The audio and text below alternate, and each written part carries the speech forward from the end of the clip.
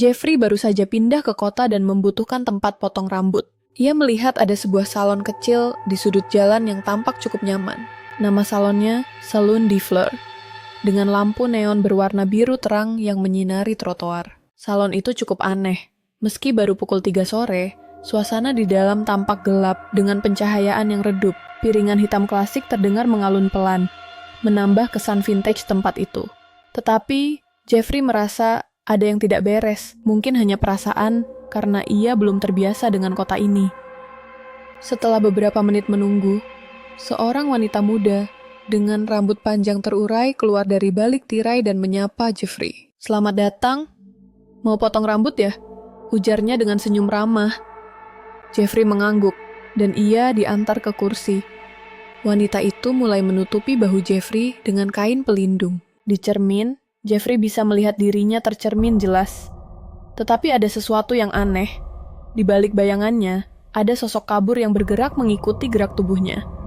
Namun, saat ia menoleh, tidak ada siapa-siapa. Rasa takut sedikit mencekam, tapi ia mengabaikannya. Wanita itu mulai memotong rambutnya dengan cekatan. Setiap gerakan guntingnya terasa sangat presisi, hingga hampir tidak ada suara. Hanya suara silet yang sangat halus, seperti saat memotong kain tipis.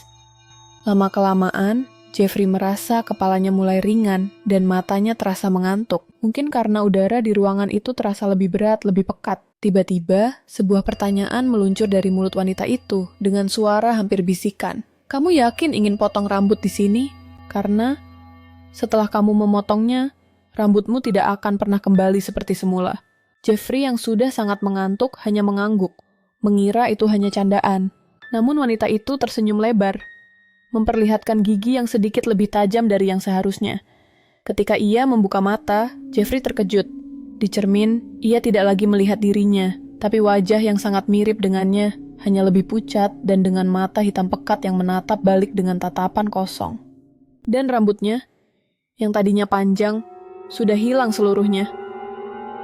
Sosok itu tersenyum lebar, dan tiba-tiba mulutnya terbuka, memperlihatkan gigi yang runcing lebih banyak dari yang seharusnya.